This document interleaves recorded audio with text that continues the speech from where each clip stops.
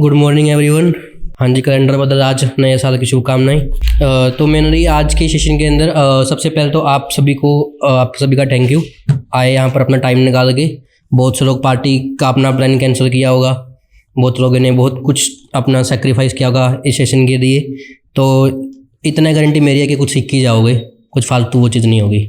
And कुछ ऐसी knowledge जो कि शायद ना मिल रही हो आगे किसी टाइम में, एंड मिलेगी आगे वो अलग बात है, लेकिन पहले ना मिल रही होगी शायद, इस बात की कह सकता हूँ मैं। इस सेशन के अंदर आप सभी को पहले वो होना चाहिए अपना कि आप पे प्राउड कि आप चुनिंदा लोग हो जो कि इस सेशन के अंदर आए हो। ऐसा नहीं कि हम हर किसी को यहाँ पर इनवाइट कर रहे हैं। आप सभी को पता है कि यहाँ पर नंबर कितने हैं, तो आप सभी को वो कि हाँ आप चुनिंदा लोग हो जो कि यहाँ पर आए हो। तो जो आज का मेन सेशन है हमारा, तो जो कि है भगवत गीता के ऊपर। तो यहाँ पर भगवत गीता के ऊपर सेशन हम स्टार्ट करने वाले हैं। इसका भगवत गीता के बारे में जानेंगे, ये सब है। लेकिन कुछ भगवत गीता का नाम सुनता एक माइंड में मिथ जरूर आ जाता है, उसका क्लियरेंस भी करेंगे। लेकिन सबसे कोई भी चीज़ एक शुरुआत होती है, जब कोई चीज़ शुरुआत करती है, कोई चीज़ शुरुआत करवाता है, वो करवाता है गुरु। गुरु सबसे इम्पोर्टेंट है, गुरु सबसे ऊपर माना गया है हमारे धर्म के अंदर। तो कोई भी काम का जब हम स्टार्ट करते हैं, हम गुरु का नाम लेके करना चाहिए, गुरु का नाम लेके करते हैं। तो गुरु का नाम लेके इस सेशन को स्टार्ट करते हैं। गुरु ब्रह्मा गुरु विष्णु गुरु देव महेश्वरा गुरु साक्षात परम ब्रह्मा तस्मै श्री गुरुवे नमः। तो यहाँ पर मैं टॉपिक्स कुछ बताता हूँ कौन कौन से हमारे टॉपिक्स हैं। ये टॉपिक आज का एजेंडा हमारा क्या रहेगा, क्योंकि आपको भी आइडिया रहेगा कि हाँ क्या सीखने वाले हैं क्या नहीं। ठीक है, तो आज का मेरा फर्स्ट जो क्वेश्चन रहेगा या टॉपिक रहेगा वो यह है कि भगवत गीता क्या है, भगवत गीता किसको तथा क्यों पढ़नी चाहिए। आपको पता लग जाएगा क्या चीज़ है क्या नहीं, भगवत गीता ज्ञान किसको तथा कब मिला, एंड गुरु क्या है, क्यों जरूरी है, कैसा होना चाहिए। क्योंकि आपने नोटिस किया होगा कि मैंने कोई पूरा मंत्र सा बोल दिया भी क्या ये श्लोक सा है क्या नहीं, उसका भी देखेंगे, कोई बात नहीं। एंड गुण क्या है, भगवत गीता के कुछ जो लाइफ चेंजिंग श्लोक है उनके बारे में देखेंगे। एंड लास्ट वन होगा आपका, सेकंड लास्ट होगा मेनली, क्या जो नॉन वेजिटेरियन है, नॉन वेजिटेरियन है यहाँ पर कोई जो नॉन वेज खाता है, कभी ना कभी खाया हो इन फ्यूचर, फ्यूचर नहीं इन पास्ट, ये तो वो भी देखेंगे कि क्या सही है क्या गलत है, क्या मिथ्स वगैरह हैं। एंड लास्ट में जो आपका डाउट सेशन होगा वो सब होगा। तो भगवत गीता क्या है पहले तो वो देखते हैं। तो यहाँ पर सबसे पहले क्या होता है कि क्या भगवत गीता का धार्मिक ग्रंथ है, आपके अकॉर्डिंग क्या है भगवत गीता, पहले मुझे ये बताइए। यस, आप में से बता सकता कि भगवत गीता क्या है। यस, आप कोई आप में से, what is Bhagavad Gita. Yes Rajvinder. And एक माइंड में मित्र जरूर होगा, बहुतों ने सुना होगा कि भगवत गीता एक ना हिंदू धर्म का धार्मिक ग्रंथ है। तो जो अलग धर्म से यहाँ पर बिलोंग करते हैं, पहले तो ये है कि धर्म नाम की कोई चीज़ नहीं होती, ना हिंदू है ना मुस्लिम है ना सिख है ना ईसाई है, उससे कहीं ज़्यादा बढ़ के कुछ और चीज़ भी है। तो यहाँ पर स्पेसिफिक अपन ने वो कर दिया गया इसी की है। भगवत गीता एक ऐसी चीज़ है जिसको हर कोई इंसान पढ़ सकता है, कोई इसके लिए पाबंदी नहीं है, कोई कुछ नहीं है। तो भगवत गीता, भगवत मतलब भगवान, गीत मतलब जैसे सॉन्ग होता है ना, तो भगवान के द्वारा गया हो गीत, जैसे भगवत गीता कहते हैं। महाभारत का नाम सुना होगा आपने, सुना है महाभारत, टीवी में सीरियल भी आते हैं ना, सबसे फेमस वो बी आर चोपड़ा वाली महाभारत। हाँ, तो वो जो महाभारत है, महाभारत के युद्ध के आरंभ होने से पहले भगवान श्री कृष्ण ने क्या दिया था, उपदेश दिया था अर्जुन को। तो जो उपदेश दिया, उस जो ज्ञान दिया, वो भगवत गीता के नाम से विख्यात हुआ, मतलब भगवत गीता के नाम से जाना जाता है। ये सब है। तो ये तो रहा कि हाँ भगवत गीता क्या है भी एक एक्चुअल में। तो यहाँ पर ना एक वो रहता है, जैसे हर चीज़ का एक वो होता है कि कोई आवाज़ उठाने वाले होते हैं, कोई जैसा बता दिया वैसा के वैसा सुन लिया, एक कुछ लोग ऐसे होते हैं ना। अब मान लो आप में से भी कुछ ऐसा होगा कि मैं कोई ऐसी चीज़ कह रहा हूँ, आपके माइंड में अंदर अंदर क्वेश्चन आ रहा होगा ये तो गलत कहा है, तो उसका आवाज़ उठाना चाहिए हमें कि क्या गलत कह दिया, या कुछ भी होता ही है हर किसी के माइंड में। एंड कुछ होते हैं नहीं सही बता रहा, ठीक है, ऐसा भी होते हैं। तो लोगों का ये भी है कि हाँ भगवत गीता जो है कि 5000 साल पहले है, जैसे आप देखते हैं कि भगवत गीता 5000 साल पहले बताई गई थी, ये सब है वो होती है। लेकिन इसके बारे में बात करेंगे कि हाँ भगवत गीता कब थी कब नहीं थी। अब हम ये जान रहे हैं कि भगवत गीता किसको तथा क्यों पढ़नी चाहिए, कि किसको तथा क्यों पढ़नी चाहिए। अब यहाँ पर क्वेश्चन होता है कि सिर्फ जो हिंदू धर्म के लोग हैं या जो पंडित हैं या कोई वो हैं सिर्फ उसी को पढ़नी चाहिए, या कोई स्टूडेंट है, जैसे आप स्टूडेंट हो अभी, आगे वर्किंग प्रोफेशनल्स के अंदर आ जाओगे, आप काम भी करोगे, जॉब करोगे, कोई बिजनेस करेगा, कोई कुछ कर रहा है, कोई अभी कोई शॉप चला रहा है, कोई दुकान चला रहा है, कोई बिजनेस है किसी का, कितने भी टाइप्स के काम हैं। तो भगवत गीता हर उस व्यक्ति को पढ़नी चाहिए जो अपने जीवन का मकसद पाना चाहता है। अब आप देखो जितने भी कैटेगरी हैं, चाहे कोई जॉब कर रहा है, चाहे बिजनेस कर रहा है, चाहे स्टूडेंट है, चाहे कुछ भी है, हर किसी को यही जरूर चाहिए ना कि मुझे जीवन का मकसद पता चल जाएगा कि मैं करने क्या आया हूँ यहाँ पर, कि मैं करना क्या है, करने क्या आया हूँ, तो क्यों करना है। सभी को यही पता है और यही जानना है और यही बताया हुआ है। तो अगर किसी को अपने लाइफ के बारे में मकसद जानना है या अपनी लाइफ का मकसद पता करना है, मतलब क्या मेरा मकसद है इस लाइफ का, तो वो आप भगवत गीता पढ़ के जान सकते हो। एंड दूसरा जो कि आप सबके लिए होगा, क्योंकि कुछ ऐसे भी लोग होंगे जो कि कहेंगे कि मुझे नहीं चाहिए, मेरा मकसद फिर से पक्का है, अभी मैं तो यही करना है, मुझे नहीं चाहिए अलग, तो उनके लिए भी है। तो हमारे अनंत प्रश्नों के लिए, अनंत प्रश्न मतलब बहुत सारे, अनगिनत, इन्फिनिटी, इन्फिनिटी क्वेश्चंस का मतलब जिसकी कोई संख्या ही नहीं है, जिसका कोई नंबर ही नहीं है, 1000 2000 कितने करोड़ों अरबों में है वो, चाहे कितना मर्जी क्वेश्चन है, वो सभी के सभी आंसर आपको यहाँ पर मिलेंगे। अब वो कैसे क्वेश्चन हो सकते हैं, कैसे आंसर। फॉर एग्जाम्पल आपको चाहिए कि मैं अपनी लाइफ के अंदर कैसे आगे बढ़ूँ, ग्रोथ लेवल की बातें, पर्सनैलिटी कैसे डेवलप करनी है वो बातें, बिजनेस को कैसे चलाना है वो बातें, रीड कैसे करना है वो बातें, खाना कैसा खाना है वो बातें, बात कैसे करनी है वो बातें, कैसे चलना है, कैसे रहना, ढंग वो सब, ये भी बातें। हर कोई प्रॉब्लम आपको आती है, कोई फेलियर आता है, फेलियर को कैसे फेस करें, उसको कैसे करें, मोटिवेशन, बहुत से मोटिवेशन सेशन भी देखे होंगे आपने, यूट्यूब पर भरा पड़ा, यूट्यूब भरा पड़ा है मोटिवेशन सेशन के साथ, संदीप माहेश्वरी जैसे बहुत से वो हैं, है ना, बहुत सारे हैं जो भरा पड़ा मोटिवेशन चैनल। वो जो मोटिवेशन होता है ना, वो मोटिवेशन होता है कुछ टाइम के लिए, टेम्पररी टाइम। आप 10 मिनट देखोगे मोटिवेशन आ जाए, कुछ करना है 15 मिनट बाद वैसे की वैसे हो जाओगे आप, तो वो टेम्पररी है। और अगर देखिए दुनिया का सबसे पावरफुल या बड़ा मोटिवेशन स्पीकर कौन है, वो है अपने कृष्ण जी। ये बाल रूप में बैठे हैं यहाँ पर, लड्डू गोपाल, इन्होंने बड़े रूप में दिया गीता जी का ज्ञान, ठीक है ना। तो सबसे बड़े मोटिवेशन स्पीकर तो अपने श्री कृष्ण जी हैं। और आप ये देखो कि क्या होता है मोटिवेशन स्पीकर देना। आपने जरूर वो सुना होगा, मैंने कल एक वो भी देखा, एक फ्रेंड का आगे लगाया, किसी ने स्टेटस लगा रखा था, उसने कहा कि क्या दोस्त ना वो नहीं होते, वो होते हैं जो किसी मुसीबत पर जब पड़ते हैं ना, जब कोई मुसीबत आ जाती है, कुछ वो आता है, तो वहाँ पर ना कोई ज्ञान नहीं देता, उसका साथ देते हैं, चाहे वो गलत ही क्यों ना हो। उसने ये डाला होता, वो उसकी थिंकिंग थी जैसे भी जिसने भी डाला हुआ, कि ज्ञान नहीं चाहिए, मुझे नहीं चाहिए कि सही गलत क्या है, जो मैं कर रहा हूँ बस उसका मुझे सपोर्ट करो। यही होता है ना। अब के आज के टाइम में यही चीज़ कह दी गई है भाई, हाँ यही कुछ है, यही सब कुछ है, भाई कुछ जानना ही नहीं चाहता। लेकिन अगर आपको राइट चाहिए भी, हाँ मुझे चाहिए, मुझे कुछ करना है आगे, तो आपको करना है तो वो होगा ही। तो ये तो होगा कि भगवत गीता किसको पढ़नी चाहिए, हर उस व्यक्ति को जिसको अपनी लाइफ का मकसद पाना है। और आपको ये भी पता होना चाहिए कि भगवत गीता किसके लिए बोली गई है। अब हमने पहले क्या देखा कि भगवत गीता क्या, कि अर्जुन को ज्ञान दिया था, दिया तो ज्ञान अर्जुन का, तो हम क्यों ले रहे हैं। और जैसे मैंने ये भी चीज़ कह दी कि आपको आपके जितने प्रश्न है, कोई भी प्रश्न आपका, पर्सनैलिटी, ग्रोथ, बिजनेस, किसी टाइप का प्रश्न वो यहाँ पर मिलेगा उसका आंसर। तो उस टाइम कौन सी बिजनेस करते होंगे लोग, उस टाइम कौन सी पर्सनैलिटी डेवलपमेंट की बात होती होंगी, ये भी माइंड में आता है। वहाँ पर जब अर्जुन ने बात करी है ना, तो अर्जुन ने ऐसे ऐसे क्वेश्चन पूछे जो अब के टाइम में आपके वो क्वेश्चन होते हैं, ये कैसे होगा, वो कैसे होगा, ये क्वेश्चन है, चलो इसका आंसर ये देते हैं, इसका आंसर ये देते हैं, वो सब। तो ऐसे ऐसे इतने आंसर क्वेश्चनिंग होती रही और आपको आंसर मिलते गए, एंड उसका हम आज ले रहे हैं। तो ध्यान दीजिए, भगवत गीता जब सुनाई गई, स्पेसिफिक अर्जुन को नहीं सुनाई गई, वो सभी को सुनाई गई है। तो अगर देखा जाए कि भगवत गीता किसके लिए बोली गई है, अर्जुन के लिए नहीं बोली गई, हमारे लिए बोली गई है, क्योंकि अर्जुन हमारे बिहाफ पे क्वेश्चन पूछ रहा है। अब हम वहाँ पर है नहीं थे, अब हम यहाँ पर है, तो अब हम किसको कहेंगे कि भगवत गीता किसके लिए बोली गई है, हमारे लिए बोली गई है। किसके लिए बोली गई है, हमारे लिए। तो फिर ज्ञान भी किसको चाहिए, हमें, तो करना भी किसको है, हमें। तो फिर तो अब देखते हैं कि भगवान जो भगवत गीता है ज्ञान किसको ज़्यादा कब मिल रहा है। यहाँ पर एक मिथ बड़ा क्लियर करने वाला हूँ मैं आपका। तो यहाँ पर ना श्री कृष्ण जी ऐसे हैं कि अगर कोई माइंड में मिथ आता है तो खुद क्लियर करते हैं, खुद क्लियर करते हैं। का इट मीन मतलब इसका मतलब क्या है खुद क्लियर करने का, कि यहाँ पर अगर कोई आ रहा है तो उसका आंसर भी भगवान ने दे रखा है। उनको पता था कि आज के जो आने वाले जनरेशन है ना, वो बड़े आवाज़ उठाने वाले हैं, उनको पता कुछ है नहीं है और गलत सलत बता देंगे। तो इसलिए उन्होंने पहले ही बता दिया कि नहीं, मैं आपको पहले ही बता देता हूँ कि क्या चीज़ है क्या नहीं है।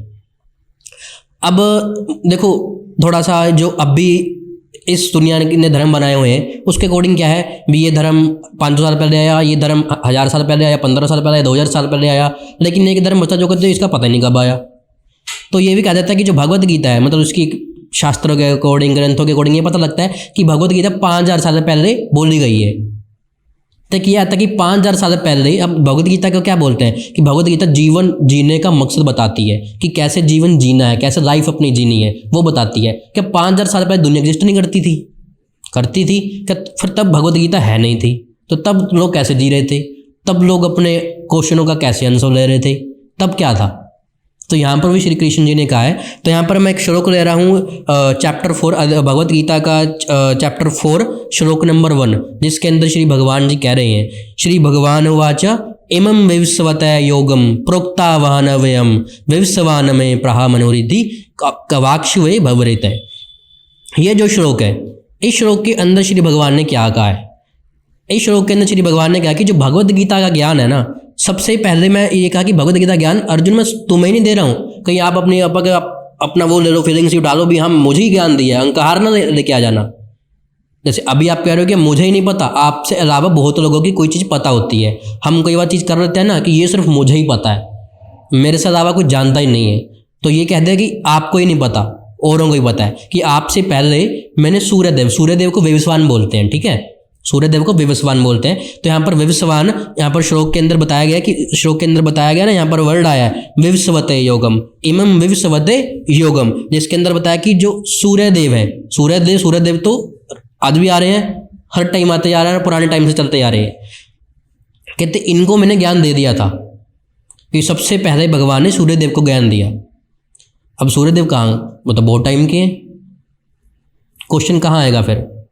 तो फिर आगे वो भी बताते हैं कि उसके बाद जब सूर्यदेव को मिला, सूर्यदेव के बाद मनुष्य के पिता, जो मनुष्य थे हमारे, उसके पिता, उनके पिता क्या थे? एंड सूर्यदेव के पुत्र थे, जिनको बोलते हैं मनु। मनु का नाम सुना होगा, मनु स्मृति वगैरह नाम सुना होगा। तो मनु मनुष्य के देवता, मनुष्य के जो पिता होते हैं उनको बोलते हैं, और वो सूर्यदेव के पुत्र थे, मतलब बेटे थे। तो मनु को उपदेश दिया सूर्यदेव ने, और फिर जो मनु थे, मनु ने फिर अपने पुत्र यानी कि अपने शिष्य को, अपने पुत्र को उपदेश दिया, जिसका नाम था इक्ष्वाकु। इक्ष्वाकु का नाम सुना किसी ने? इक्ष्वाकु। मनु का नाम सुना है? मनु का भी नहीं सुना। मनु तो पता लग गया कि सूर्यदेव के पुत्र थे। सूर्यदेव सबसे पहले ज्ञान किसको मिला? सूर्यदेव को मिला। सूर्यदेव ने ज्ञान किसको दे दिया? मनु को दे दिया। और मनु ने ज्ञान किसको दे दिया? इक्ष्वाकु को दे दिया। श्री राम का नाम सुना होगा, सुना है? कौन नहीं जानता श्री राम को? तो जो श्री राम जिस कुल के अंदर जन्म दिया था ना, वो इक्ष्वाकु कुल था, ठीक है। श्री राम के पिता दशरथ जी, उनके पिता अज, ऐसे ऐसे ऐसे ऐसे जो सबसे फर्स्ट में है ना, वो इक्ष्वाकु थे। तो आप देखो किस हिसाब से वो सर्कल चला कि भगवत गीता श्री राम के टाइम में एग्जिस्ट करती थी। तो यहाँ से तो ये बता दिया भगवान ने कि हाँ ये सब क्या हुआ कि मैं सूर्यदेव को टाइम पहले दे चुका हूँ। लेकिन भगवान ने ये नहीं बताया कि कब दिया मैंने, ये ज्ञान मैंने कब दिया और कैसे दिया। लेकिन इसका ज्ञान भी हमें आगे मिलता है। महाभारत का नाम सुना होगा आपने। महाभारत ग्रंथ है जिसे हम मानते हैं दुनिया का सबसे बड़ा ग्रंथ होता है महाभारत। तो यहाँ पर महाभारत का एक शांति पर्व होता है। शांति पर्व के अंदर 348वें चैप्टर में अध्याय और श्लोक भी बता रहा हूँ। साइबर सिक्योरिटी के अंदर एक चीज़ होती है पीओसी, जिसे बोलते हैं प्रूफ ऑफ कंसेप्ट। तो यहाँ पर मैं प्रूफ ऑफ कंसेप्ट भी बता रहा हूँ कि मैं ये जो बोल रहा हूँ ना, अभी कुछ भी एक एक वर्ड जो मैं बोल रहा हूँ अपनी तरफ से नहीं बोल रहा, एक उसका प्रूफ है, एक उसका कंसेप्ट है पूरा उस चीज़ का। जो अभी मैं लाइन बोलने वाला हूँ वो महाभारत के शांति पर्व में 348वें चैप्टर के 51 और 52वें श्लोक में ये चीज़ है। मतलब पूरा श्लोक ही बता रहा हूँ यहाँ पर। त्रेता युगादो चततो विवस्वान मनवे ददो मनुष्य लोक बर्थार्थे सूताय इक्ष्वाददो इक्ष्वानु च कथिता व्यापाय लोकानवस्थिता। ये महाभारत का शांति पर्व का 348वां चैप्टर 51 और 52वां श्लोक है। अब इसके अंदर क्या कहा है, इसके अंदर भी देखते हैं कि क्या कहा है श्री कृष्ण। मतलब जो महाभारत का इसका मतलब क्या है, इसका मतलब ना एक इस तरीके से समझते हैं कि आपको कैलकुलेशन पता लग जाएगी। जो रिसर्च होती है ना, आज के साइंटिस्ट बहुत आगे तक पहुंच चुके हैं वैसे तो देखा जाए, लेकिन इतना आगे तक नहीं पहुंचे कि आपको कि वो बहुत ज़्यादा कुछ कर लें। हम ये नहीं कह सकते कि बहुत कुछ यहाँ पर पहुंच पाए हैं, वो सब है। तो जो ये श्लोक है ना, अभी मैंने महाभारत का जो पढ़ा है, इसको पूरा एक्सप्लेन करते हैं। इसके अंदर इतनी नॉलेज मिल रही है ना, आप कहोगे ये साइंटिस्ट तो अभी तक नहीं पहुंच पाए यहाँ पर, और ये तो कितने साल पहले लिखी हुई है चीज़ें। तो अपने ना युग होते हैं, ठीक है, 4 युग होते हैं मेनली, सतयुग, द्वापर, त्रेता, सतयुग, त्रेता, द्वापर, कलयुग। अब भी जो चल रहा है वो है कलयुग, ठीक है। इनकी क्या होती है ना, वो होते हैं आयु, मतलब एज, ये कितने साल का है वैसे है। तो जो कलयुग है, कलयुग की एज है अभी 4,32,000, ठीक है। ये इसकी क्या पूर्ण आयु है, मतलब पूर्ण आयु का मतलब पूरा कंप्लीट इसकी एज है, जिसके अंदर से 5,000 साल बीत चुके हैं, ठीक है। 5,000 साल क्या हो चुके हैं, बीत चुके हैं। तो माइनस कर लो कितना रह गया, तो एक बार तो राउंड फिगर रहते होते हैं ना, तो एक बार हम कह रहे हैं कि 4,32,000 है इसके टोटल, और 5,000 साल इसके अंदर बीत चुके हैं। उसके बाद आता है द्वापर।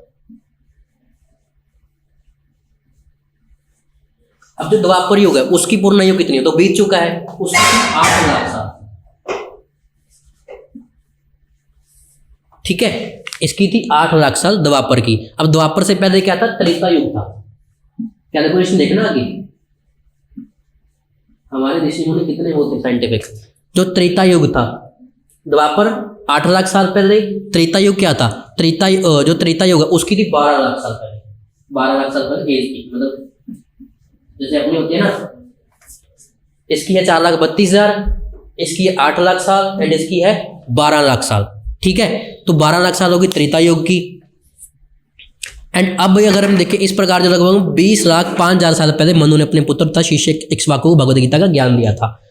इसकी जब कैलकुलेशन करोगे प्रॉपर, ये हमें पता लग चुका कि कितनी एज क्या थी क्या नहीं थी। हम यहाँ से ये भी पता कर सकते हैं कि जो हमारी पृथ्वी वो कितने साल पहले पुरानी थी। साइंटिस्ट तो कुछ कुछ ऐसे भी कह देते हैं जो कि ये तो दुनिया तो 15 साल पहले एग्जिस्ट करती ही नहीं थी, कुछ कुछ ऐसे ही बोल देते हैं जो कि 15 साल पहले एग्जिस्ट करती नहीं थी। और जब रिसर्च होती है तो पता लगता है जो ये हमें चीज़ मिल रही है ये तो 10,000 साल पहले पुरानी थी।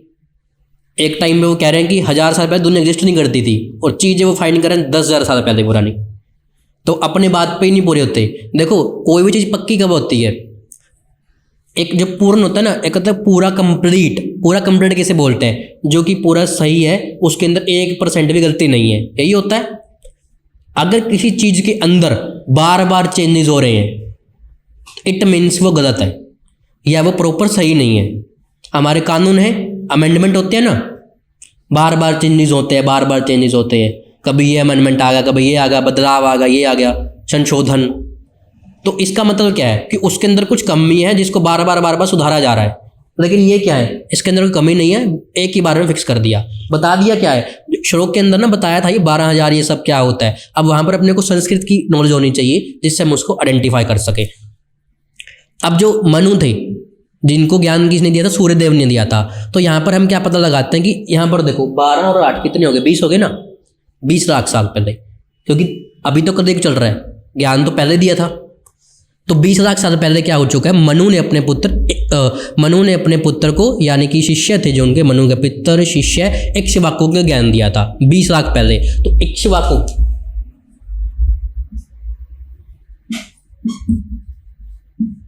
को कितना हो गया, 20 लाख साल पहले ज्ञान दिया, ठीक है। ये तो हो गया। अब जो वर्तमान समय के अनुसार, वर्तमान समय जो प्रेजेंट टाइम आज करंट का 2023 आ चुका है, आज के टाइम की जो मनु की आयु है, मनु की आयु एज होती है ना, अब एज उसकी कितनी हो रही होगी। आज के टाइम में अगर एज देखें तो उसकी एज है 30,53,00,000 अनुमानित की जाती है मनु की एज। मनु की आयु कितनी, 30 करोड़। मैंने देख के रखा क्योंकि नंबर बड़े हैं, 30,53,00,000 इतनी उसकी आयु हो चुकी है। अगर हम वर्तमान समय की पूरी कैलकुलेशन करके देखें, पूरा टोटल इंजस्ट पूरा वो करके, तब हमें ये चीज नंबर मिलता है, जिसमें से 12,04,00,000 साल बीत चुके हैं। कितने साल बीत चुके हैं, साल बीत चुके हैं, 12,04,00,000। अब इतने साल तो बीत चुके हैं, ठीक है ना। तो अभी जो मोटा अनुमान होता है, गीता कम से कम लगभग 12,04,00,000 साल पहले कही गई थी। यहाँ से हमें अनुमान मिलता है, उसकी कैलकुलेशन करके पूरा। अब मैं यहाँ पर एक कैलकुलेशन करूँगा, टाइम में लगेगा, सब कुछ लगेगा। तो यहाँ पर मैं आपको पूरा मोटा अनुमान दे रहा हूँ कि क्या है, ये आपको मिलता भी है, दिखा हुआ सब में कैलकुलेशन मिलती है। आप डिटेल के अंदर पढ़ोगे तो सारी कैलकुलेशन मिल जाएगी, हाँ इतना होता है, ये इतना पूरा कैलकुलेशन करके। तो क्या मिलता है, मोटा अनुमान ये होता है कि जो भगवत गीता है वो 12,04,00,000 साल पहले की गई है, और मानव समाज जो हमारे इस टाइम के अंदर 20 लाख साल पहले एग्जिस्ट करती है। क्योंकि यहाँ पर मिथ क्या बनता है, जैसे मैंने यूट्यूब पर एक वीडियो भी देखी थी, उसके अंदर कहा था किसने कि जो भगवत गीता के तो 5,000 साल पहले पुरानी आई है। क्या 5,000 साल पहले क्या दुनिया एग्जिस्ट नहीं करती थी? श्री राम के टाइम कौन सी भगवत गीता थी? तो उन्होंने ये कहा क्योंकि भगवत गीता ज्ञान तो श्री कृष्ण जी ने दिया है। अब ज्ञान श्री कृष्ण ने दिया है, श्री कृष्ण जी पहले तो श्री राम थे, तो वहाँ पर क्या था, तो बता दिया ना कि भगवत गीता 5,000 साल पहले नहीं है, 12,04,00,000 साल पहले है। तो यहाँ से आप ये लगा दो आइडिया कि मनु की आयु हुई 30,53,00,000 साल अभी हो रही है। मनु से पहले तो सूर्य देव थे, मनु के पुत्र, जो मनु के पिता सूर्य देव बोलते हैं हमें, वो थे। तो उससे पहले और भी कुछ था, तो कितने टाइम दुनिया अपनी पुरानी है। तो कैलकुलेशन से यहाँ इस चीज़ से कितना हमें आइडिया लगता है कि क्या चीज़ है क्या नहीं, ठीक है ना। तो प्रूफ होता है हर चीज़ का, यहाँ पर प्रूफ ही तो बताया गया है। साइंटिस्ट खोज करते हैं ना हमारे कि सूर्य से धरती के बीच में दूरी कितनी है, अभी भी पीछे लगा देते हैं लगभग कहाँ लगाते हैं हम, कि जहाँ पर हमें पूरा नहीं पता होता। हनुमान चालीसा के अंदर पूरा बता दिया, युग सहस्त्र योजन पर भानु लियो ताई मधुर फल जानो। एक युग के अंदर इतने, एक योजन के अंदर इतने, सहस्त्र के अंदर इतने, पूरा जिससे अभी होता है ना 12,04,00,000। देखो अगर ये अनुमानित होता, लगभग होता, तो उन्होंने ये बताते कि 12 करोड़ है। यहाँ पर 30,53,00,000 नहीं लिखते, अपन 30 करोड़ लिख देते, 35 करोड़ लिख देते। इतना अनुमानित कम थोड़ी होता है, सही होता है, झूठ होगा यहाँ पर। कि वो भी कितना टाइम साल पहले हो चुकी है चीज़ें, देखो। तो यहाँ में पता लग गया होगा आई थिंक कि भगवत गीता ज्ञान किसको तथा कब मिला पास्ट के अंदर। ऐसा ही नहीं है कि 5,000 साल पहले ही पुरानी है, ये बहुत पुरानी है। और ज्ञान देखो आज की दुनिया चीज़ में एग्जिस्ट करती है। जैसे मैं बोल रहा हूँ कि बिजनेस, आप कोई भी मर्जी बड़े से बड़ा बिजनेसमैन, बड़े से बड़ा सक्सेसफुल आदमी, इंसान, उससे आप बात कर लेना, वो यही बताएगा कि भगवत गीता ने लाइफ चेंज कर दी मेरी। भगवत गीता सबसे टॉप पर। वो क्यों बता रहे हैं, उन्हें पता है क्यों बता रहे हैं। अब हम बात करते हैं गुरु की, कि गुरु क्या है। यहाँ पर गुरु का मतलब, गुरु को इंग्लिश ट्रांसलेशन करें, क्या गुरु का मतलब टीचर है? बताइए। तो गुरु क्या बताया गया है हमारे शास्त्रों के अंदर, भगवत गीता के अंदर? तो गुरु बताया गया कि जो शैक्षिक ज्ञान क्या होता है? जैसे आपने बोला कुछ भी ज्ञान दे, कुछ सीखने को मिले, हमारी लाइफ से रिलेटेड मतलब जैसे आपका सभी का एक ड्रीम होगा कि मुझे लाइफ के अंदर ये बनना है, मुझे यहाँ पर ये बिजनेस करना है, जॉब करनी है, मुझे ये बनना है, वो करना है ना। तो उसकी जो स्टडी है, जिसे हम एकेडमिक एजुकेशन बोलते हैं, लाइक डिग्री, कॉलेजेस वगैरह, ये सब एकेडमिक एजुकेशन होगी, कुछ स्किल्ड बेस्ड एजुकेशन होगी, वो सब। तो वो जो सब कैटेगरी है वो आती है शैक्षिक ज्ञान के अंदर, ठीक है। अब फॉर एग्जांपल मुझे अपना फ्यूचर कंप्यूटर के अंदर बनाना है, तो मैं कंप्यूटर ही सीखूंगा। तो जो कंप्यूटर मैं सीख रहा हूँ वो सब है, वो एक शैक्षिक ज्ञान के अंदर आती हैं चीज़ें, ठीक है। आप कोई सरकारी नौकरी की, कोई किसी चीज़ की नौकरी की तैयारी कर रहे हो, तो जो आप पढ़ रहे हो वो सब हो गया कि शैक्षिक ज्ञान है। तो सबसे पहला क्या है, जो शैक्षिक ज्ञान तो मिल रहा है हमें, तो हमें पता लगा गुरु, तो यहाँ से पता लग गया। लेकिन आगे विद्वता के यहाँ पर मतलब होता है विद्वान। विद्वता मतलब विद्वान। जैसे आपने शैक्षिक ज्ञान पूरा हासिल कर लिया, आप कहते हैं ना ज्ञानी बन जाना, ये तो ज्ञानी बहुत है। तो वो जो ज्ञानी है वो ज्ञानी बनना, वो ज्ञानी बनने के अंदर जो प्रॉब्लम है, प्रोसेस है, वो सब उसको बोलते हैं विद्वता। उच्च पद का मतलब ऊंचा पद, उच्च पद से हमारा मतलब है ग्रोथ का। लाइफ में कैसे ग्रो होना है, कोई फेलियर आता है तो उसको फेलियर को कैसे फेस करना है, उसको कैसे कंपीट करना है, प्रॉब्लम आती है तो उसको फेस करना है, उसका सोल्यूशन करना है, वो सब वो होता है उच्च पद के अंदर। मतलब ग्रोथ कैसे लेके आनी है। फॉर एग्जाम्पल आपको चाहिए कि अभी ना मैं करंट के अंदर, मैं 12th के अंदर हूँ, या मैं कोई ग्रेजुएशन कर रहा हूँ, कि मैं ऐसा क्या करूँ, कि ऐसा मैं क्या करूँ जिससे कि मैं अपनी लाइफ के अंदर बहुत कुछ कर सकूँ, मैं अपने ड्रीम को पूरा कर सकूँ, वो सब, है ना। तो ये आपके माइंड में क्वेश्चन है कि कैसे ग्रोथ आया जाए। तो वो ग्रोथ जैसी समस्या है जो हमारी, जो क्या है, समस्या है, ये प्रॉब्लम ही है जो इसका सोल्यूशन करने में हमें हेल्प करे। मतलब शैक्षिक ज्ञान, विद्वता एंड उच्च पद, तीन आ गई। तीन क्या है, ये इंपॉर्टेंट कैटेगरी के, कैटेगरी के अंदर क्या होता है, आगे टॉपिक्स और अंदर कंटेंट, ये सब। तो ये जो समस्याएं हैं इनको हल करने में आपकी जो सहायता करे वो होता है एकमात्र गुरु, ठीक है, अकेला गुरु वो होता है जो इनको हल करने में। अब आप भी देखो, जो ये तीन है, क्या इन तीनों को समस्या को हल करने के लिए अभी आपके पास गुरु है? आज के टाइम में स्पेशल अलग अलग कैटेगरी के गुरु हैं, है ना। उच्च पद के लिए अलग है, शैक्षिक ज्ञान के लिए अलग है, विद्वता के लिए अलग है, हर चीज़ के लिए अलग अलग है। भी हमें प्रॉपर उसके मिल ही नहीं पा रहे। हमें एक चीज़ भी मिलती है, यहाँ पर एक वर्ड आ रहा है भगवत गीता के अंदर, चीज आती है कि अतः जो 100% कृष्ण भावन भावित हो। कृष्ण भावन भावित का मतलब क्या होता है? कृष्ण भावन भावित अगर सुना होगा आपने भगवत गीता के अंदर, तो ये होता है कि कृष्ण भावन, जो कृष्ण के प्रति भावना भावित हो जाए पूरा, ऐसा मतलब कृष्ण श्री कृष्ण जी का भक्त हो, उनका जो ज्ञान है, उनका ज्ञान जिसने ज्ञान दिया भगवत गीता, तो ये जो ज्ञान है, ये भगवत गीता का जो ज्ञान है आपको, ये भगवत गीता का ज्ञान आपको होना चाहिए। आपको जो वेद है, वेद हमारे वेद आज के टाइम में मानते हैं कि तो वैसे ही पूजा पाठ पूजा करने वाले साइंटिस्ट रिसर्च कर रहे हैं उन पे, तो वो इतना वो है पावरफुल चीज़ें, तो उनके बारे में उनको अच्छी नॉलेज होनी चाहिए। कृष्ण के भक्त होने चाहिए, उनके बारे में पूरी नॉलेज होनी चाहिए। वो अगर वो 100% है, 100% मतलब 100% है, तो वो एक प्रमाणिक गुरु बन सकता है। प्रमाणिक गुरु क्या होता है? कृष्ण भगवत गीता के अंदर चीज कर आता है, यहाँ पर बहुत सारे और हैं जितने महाप्रभु ने भी यह बात कही है कि आपको क्या है, प्रमाणिक गुरु की आवश्यकता है। भगवान श्री कृष्ण भी कहते हैं कि प्रमाणिक गुरु की आवश्यकता होती है। प्रमाणिक गुरु क्या होता है? प्रमाण का तो मतलब क्या होता है? सबूत, प्रूफ, है ना। आज के टाइम में प्रूफ के बिना कोई बात नहीं करता। मैं भी प्रूफ दे रहा हूँ ना साथ के साथ ही, भी ये मैंने इस चैप्टर के अंदर उठाया है, चीज़ मैंने यहाँ से उठाई है। आज के टाइम में कोई मंजी चीज़ सीखा हो, सिंपल सी बात है, आप डॉक्टर हो, जैसे कोई डॉक्टर होता है, डॉक्टर के पास अगर कोई MBBS BMS की कोई डिग्री होगी ना, वो तब ही उसको डॉक्टर मानते हैं, चाहे उसको कितनी भी नॉलेज है। मानते हो ना ये? अब एक बंदा वो डॉक्टर के पास काम सीख रहा है, उसने 5 साल 10 साल तक काम सीख लिया, ठीक है, क्या वो डॉक्टर बन जाएगा? या आप उसे डॉक्टर मान लोगे? उसकी आप दवाई लेना पसंद नहीं करोगे, इसको क्या नॉलेज है? तो आज के टाइम में समाज क्या मांगता है? प्रूफ मांगता है। What is the proof? Where is the proof? कहाँ है प्रूफ? तो फिर उन्हीं के लिए श्री कृष्ण जी ने बात कही है कि आपको ना प्रमाणिक गुरु की आवश्यकता है, कि अगर आप कोई चीज सीख रहे हो तो आपके पास उसका क्या होना चाहिए? प्रमाण होना चाहिए।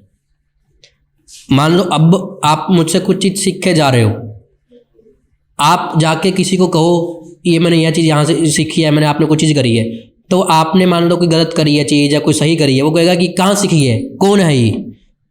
आपने सीखे गूगल से, आपने सीखे कुछ ऐसी जगह से जिसको जो कोई एग्जिस्ट करता ही नहीं है, जो दुनिया के अंदर एग्जिस्ट नहीं करता, उसका कोई वो नहीं होता। जैसे अपने कोर्ट के अंदर गवाह नहीं है, गवाही नहीं मानी जाएगी उसकी, गूगल की गवाही तो नहीं मानी जाएगी। तो वो है कि आपको एक ऐसे गुरु की आवश्यकता जरूर है जो कि आपका प्रमाणिक हो, आपको आपका सर्टिफिकेट वाला काम करके दे कि यस ये मेरा ही शिष्य है, मैंने इसको ज्ञान दिया है, और ये एंड वो जिसने ज्ञान दिया है वो भी पूरा अच्छा टॉप लेवल वाला होना चाहिए, जिसको अच्छी नॉलेज हो। तो चैतन्य महाप्रभु ने यहाँ पर बात कही है, भगवान चैतन्य ने कहा है कि जो कृष्ण भावन भृत के ज्ञान में दक्ष हो, मतलब जो कृष्ण भावन भावित जो ये हो, इसका ज्ञान हो, कृष्ण जी का ज्ञान हो, भगवत गीता का ज्ञान हो, भागवत जी का ज्ञान हो, उसके अंदर पूरा वो क्या हो, एक्सपर्ट हो, तो वो किसी भी जाति का हो वो गुरु बन सकता है। क्योंकि यहाँ पर एक जातिवाद के अंदर भी चीज़ आती है कि जो गुरु है वो जातिवाद के अंदर भी चीज़ आती है, जाति होगी वो मतलब ब्राह्मण ही गुरु हो सकता है, दिखता है ना। अब पाठ पूजा करवाते हैं हम घर के अंदर, पाठ करवाते हैं, पूजा करवाते हैं, ब्राह्मण ही करता है, पंडित ही करता है, हम तो नहीं कर सकते। करने को तो कर सके, डायरी ले आओ, बुक ले आओ, वहाँ से पढ़ के मंत्र कर लो, लेकिन क्या बताया गया कि ये काम उन्हीं का है तो आप उन्हीं को करना है। तो इसलिए तो यहाँ पर पुराने टाइम के अंदर जो शिक्षा देने का काम होता था वो सिर्फ किसका होता था? वो होता था ओनली एंड ओनली ब्राह्मण का। मतलब क्या थे? 4 वर्ण निर्धारित किए गए थे, ब्राह्मण, वैश्य, शूद्र, क्षत्रिय, ब्राह्मण, वैश्य, क्षत्रिय, शूद्र। ये वर्ण थे, जाति नहीं थी, वर्ण थे, जिनके आधार पर आप काम, आपका जीवन निर्धारित होता था। मतलब आप अगर ब्राह्मण हो तो आपको क्या करना है, शिक्षा देने का काम करना है, अपना जीवन है भगवान के प्रति समर्पण करना है, शिक्षा देने का काम करना है, ये सब क्या आपका काम है। क्षत्रिय है, देश की, लोगों की रक्षा करनी है। जो वैश्य जैसे बिजनेस हैं उनको भी वही है, बिजनेस वगैरह काम में गए वे हो गए। एंड जो शूद्र है उनको आपको क्या करना है, सेवा करनी है। सेवा से मतलब ये नहीं है कि आप जाके उनको झाड़ू पोछे मारो, ऐसा नहीं है। सेवा यहाँ पर अपने राजा, अपनी प्रजा, इनकी सेवा करनी है। इस अकॉर्डिंग मतलब जातिवाद यहाँ पर खत्म था, इस तरीके से काम हो रही थी। लेकिन यहाँ पर चैतन्य महाप्रभु ने बात भी कही है कि कोई भी मर्जी हो, कोई भी कास्ट, कोई भी जाति, किसी भी चीज़ का हो, अगर वो कृष्ण भावित है, कृष्ण जी का भगत है, तो वो गुरु बन सकता है। गुरु की उसके पास पूरी प्रॉपर्टी है। तो अभी हम जानते हैं कि गुरु जरूरी क्यों है। थोड़ा थोड़ा आइडिया लग गया होगा आपको कि जरूरी क्यों है, क्या कारण है। तो शैक्षिक ज्ञान, विद्वता और उच्च पद, ये तीन ऐसी समस्याएं, ये तीन ऐसी समस्याएं थी जिसका हल हर कोई जाना चाहता है। आप भी जाना चाहते हो, करना है कुछ, तो ये तीन समस्या हैं। चौथी अगर आपके माइंड में आती है तो बताओ मुझे, है कोई चौथी समस्या? शैक्षिक ज्ञान, विद्वता और उच्च पद के अलावा कोई है? बताइए। क्योंकि तीन कैटेगरी हैं, कैटेगरी भी छोटी नहीं, ब्रॉड कैटेगरी। ब्रॉड कैटेगरी का इन द सेंस हो कि बहुत बड़ी कैटेगरी है, जिसके अंदर बहुत बहुत बहुत कुछ क्या है। तो ये एकमात्र ऐसी इन समस्या को अगर हमें हल करना है तो हमें प्रमाणिक गुरु की आवश्यकता है, बहुत ज़्यादा आवश्यकता है, अगर हमने एक्चुअल में ही कुछ लाइफ में अंदर करना है। ठीक है, तो अब हम पता लग गया गुरु क्या है, क्यों है। अब हम जानते हैं कि गुरु होना कैसा चाहिए। पद्म पुराण है, पुराण हमारे यहाँ 18 पुराण है अपने सनातन धर्म के अंदर। यहाँ पर पद्म पुराण के अनुसार विद्वान ब्राह्मण, तो यहाँ पर हम देखें कि ब्राह्मण की तरफ ही चल जाएं। लाइन पूरी समझना, कोई भी चीज़ अगर मैं बोल रहा हूँ ना, उसके सिर्फ एक पहलू को लेके ना चलना, उस लाइन को समझना। पद्म पुराण के अनुसार विद्वान ब्राह्मण भले ही वह संपूर्ण वैदिक ज्ञान से विशेषज्ञ क्यों ना हो, मतलब उसको पूरा वैदिक ज्ञान पता है, सारे वेद पढ़ रखे हैं, सारे पुराण पढ़ रखे हैं, सारे उपनिषद ग्रंथ हर चीज़ पढ़ रखी है, लेकिन अगर वह वैष्णव नहीं है। वैष्णव का मतलब क्या है, जिसे हम बोल रहे ना, वैष्णव नहीं है, शाकाहारी। बहुत सारे ब्राह्मण मिल जाएंगे आपको, सब खाते पीते हैं, है ना। तो ऐसा एक तो वैष्णव है जो कृष्ण भावनामृत में दक्ष नहीं है, मतलब भगवत गीता स्पेसिफिक बताई गई है। आज के टाइम में भगवत गीता मोस्ट इंपॉर्टेंट चीज़ है कि भगवत गीता के अंदर मतलब कृष्ण के प्रति, श्री कृष्ण जी के प्रति एंड वैष्णव नहीं है, वो गुरु बनने के लायक नहीं है, चाहे वो ब्राह्मण ही क्यों ना हो। पहले क्या कहा था कि वैसे ब्राह्मण को दर्जा है। मैं आपको बता दूं, श्री कृष्ण जी ने वर्ण नहीं बनाए, ये हम जैसे नहीं बनाए, लेकिन उन्होंने बात की है। लेकिन एक टाइम पर देखे जो जिस राजा ने जिन्होंने ये चीज़ बनाई, वर्ण बनाए, उनके अंदर भी उन्होंने ऐसा अपा के निर्दयी काम नहीं किया जैसे कि लोग आज कर रहे हैं। देखा जाए वो भी एक टाइम पर ठीक थे, हम ठीक मानते, उन्हें गलत नहीं कह सकते। तो यहाँ पर हम क्या कह रहे हैं कि ब्राह्मण का काम पहले क्या था, ज्ञान देने का था, कि जिसे ज्ञान देना है ना, अगर वो भी वैष्णव नहीं है, मतलब शुद्ध नहीं है, शुद्ध शाकाहारी नहीं है, और वो कृष्ण भावनामृत में दक्ष नहीं है, मतलब भागवत गीता के, भागवत जी के बारे में उनको नॉलेज नहीं है, तो गुरु बनने के लायक नहीं है। चाहे कितने मर्जी वेद पढ़ रखे हैं उसने, 4 ही वैसे वेद हैं वैसे तो, लेकिन वेद ग्रंथ जितने पढ़ रखे हैं उसने, वो टोटली वेस्ट है अगर वो वैष्णव नहीं है।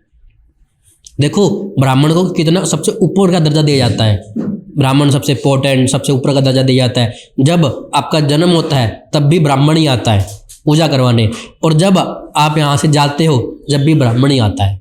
तो इंपॉर्टेंस यहाँ से पता लग जाएगी कि इंपॉर्टेंस कितनी है ना। तो इंपॉर्टेंस तो बड़ी है, लेकिन यहाँ पर इंपॉर्टेंस सिर्फ 2 चीज़ों के कारण उनकी ख़त्म कर दी। किसके कारण ख़त्म कर दी? कि एक तो वैष्णव नहीं है, दूसरा अब यहाँ पर वैष्णव वाली बात आ गई कि शाकाहारी वाले, तो मांसाहारी का तो कुछ ना कुछ लेना देना है। तो तभी मांसाहारी का लास्ट में बात करेंगे इसके बारे में। बहुत सारे माइंड में मिथ होंगे ना, यहाँ पे क्लियर कर देंगे। आगे किसी को बताओगे ना, आप भी प्राउड फील करोगे कि मैंने किसी की ज़िंदगी बचाई है। ठीक है, तो इसके बाद आगे क्या बात होती है कि किंतु शूद्र का होता है जो सेवा करता है, वही बताया था। यदि वो वैष्णव है, मतलब ऐसा बंदा है ना तो ब्राह्मण की कैटेगरी के अंदर आता है, ना क्षत्रिय कैटेगरी के आता है, ना वैष्णव कैटेगरी के अंदर आता है। फॉर एग्जाम्पल जैसे सेवा करने की कैटेगरी का एग्जाम्पल दूँ, जैसे हमारे वो होते हैं ना सैन्य समाज के, जैसे नाई हो गई, मजदूरी करते हैं लोग, वैसे हो गई, वो क्या कर रहे हैं, दूसरे के प्रति काम कर रहे हैं। आज के टाइम में या पहले के टाइम में कोई भी अपने प्रति काम नहीं करता, हम दूसरों के प्रति ही काम करते हैं। एग्जाम्पल किसका नहीं, सिंपल है, आप जॉब करोगे किसके प्रति काम करोगे, जो आपका ओनर है। बिजनेस करोगे, बिजनेस किसके प्रति करोगे, कोई चीज़ है बेचो किसे कोई। अब मान लो आपने कोई चीज़ बना दिया, अपने पास ही रखिए, क्या फ़ायदा, उसको बेचोगे तभी कुछ आएगा, है ना। यही तो चीज़ है। तो यहाँ पर क्या सभी तो दूसरों का ही है।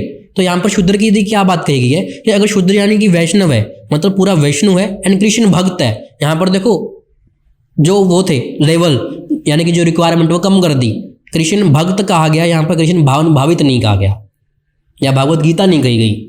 कृष्ण भक्त यहाँ पर क्या है कि अगर जो कृष्ण भक्त है ना, अगर कोई कृष्ण भक्त होगा तो वो भगवत गीता ज्ञान दे सकेगा। यहाँ बात इस तरीके से कही गई है कि अगर वो शूद्र है और वैष्णव भी है तो कृष्ण भक्त अगर कृष्ण भक्त है तो गुरु बन सकता है। ठीक है, तो यहाँ पर हम ब्राह्मण की कैटेगरी को छोड़कर हम ऐसे गुरु को फाइंड कर सकते हैं जो कि वैष्णव है एंड जो कि गुरु बनने के लायक है एंड कृष्ण भक्त है वो, क्योंकि कृष्ण जी ने बहुत बहुत ज़्यादा एक्सट्रीमली ज्ञान दिया हुआ है, हाई एक्सट्रीमली। तो यहाँ पर एक गुरु का जो टॉपिक है चैप्टर, उसको थोड़ा सा क्लोज करते करते लास्ट में चीज़ कहते हैं यहाँ पर हम। तो श्लोक है यहाँ पर, तत्विधि प्रणिपातेन परिप्रश्नेन सेवया उपदेक्षन्ति ते ज्ञानम ज्ञानिनः तत्वदर्शिनः। तो यहाँ पर एक श्लोक है भगवत गीता का अध्याय 4 श्लोक 34वां, भगवत गीता का चैप्टर 4 श्लोक 34वां। ठीक है, ये श्लोक है। इसके पास क्या बताया गया गुरु के बारे में, सुनना, इस चीज़ को नोटिस करना, क्या बताया गया है आपको पता है। एक लिसनर, गुड लिसनर जिसे बोलते हैं ना, गुड लिसनर क्या होता है, सुनने वाला। अब किसी को सुनोगे ही नहीं, सिर्फ अपनी बोलोगे तो वो क्या होगा, एक गलत पॉइंट है। तो यहाँ पर वो चीज़ बताई गई है कि तुम, इसका मतलब ट्रांसलेशन क्या है कि तुम गुरु के पास जाकर सत्य को जानने का प्रयास करो। सत्य क्या है, जो सत्य है, अभी जो चीज़ सत्य है, सच है, कि उसको जानने का ना प्रयास करो। किसके पास जाकर, गुरु के पास।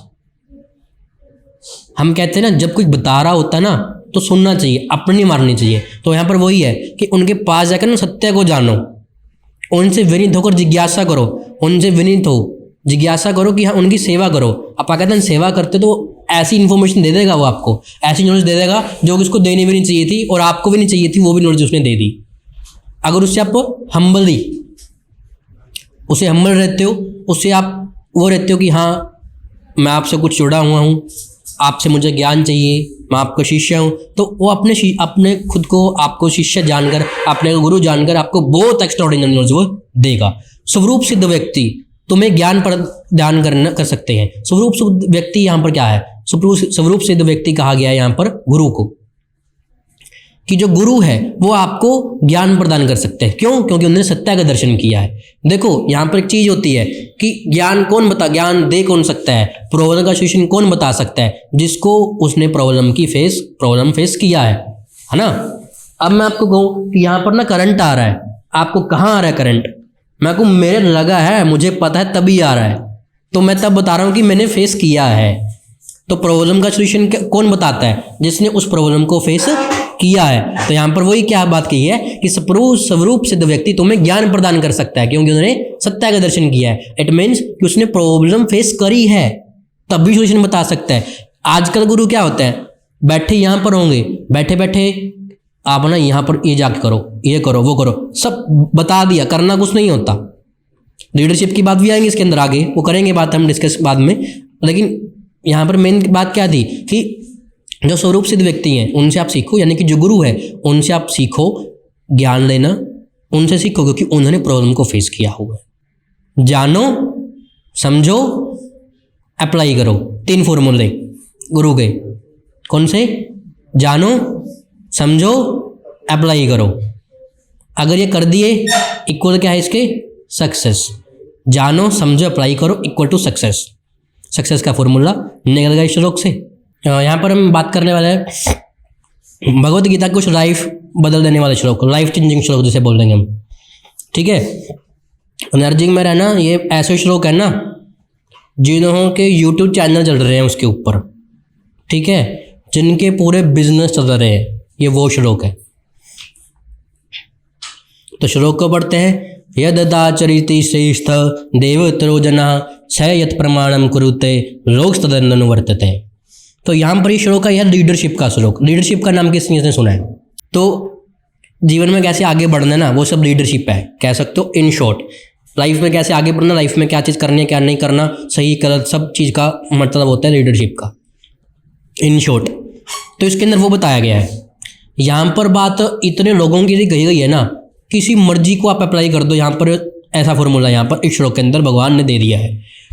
क्या कहा है इसका ट्रांसलेशन? क्या यद आचरिति मतलब जो महापुरुष, महापुरुष का मतलब यहाँ पर है गुरु का, गुरु और एक लीडर।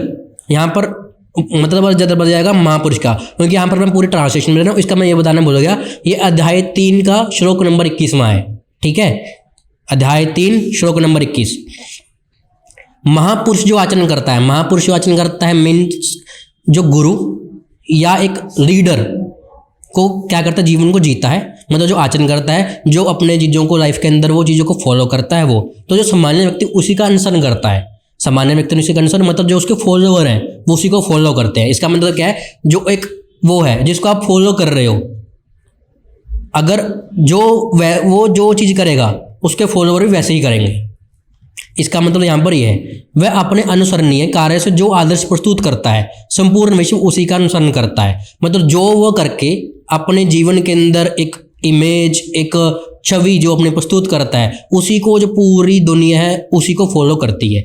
फॉर एग्जाम्पल, आप कोई इंस्टाग्राम पे, किसी फेसबुक पे किसी चीज़ को फॉलो करते हो, आप उनके अंदर कोई ना कोई खूबी देखते हो तब उसको फॉलो करते हो। वो चीज़ करता है तो वैसे वो आप चीज़ें करते हो, है ना। बहुत सारी चीज़ें ऐसी वो कहते हैं जो अगर वो कर रहा है तो मैं भी करूँगा, होता है ना। अब देखो यहाँ पर क्या चीज़ कही गई है। फॉर एग्जाम्पल, यहाँ पर गुरु के लिए बात कही गई है, पॉलिटिशियन उनके लिए बात कही गई है, जो आप उनके लिए भी बात कही गई है। देखो, आप भी किसी ना किसी टाइम पर एक टीचर जरूर बनोगे, ठीक है, टीचर जरूर बनोगे, आप भी किसी ना किसी कुछ ना कुछ चीज़ सिखाओगे ही।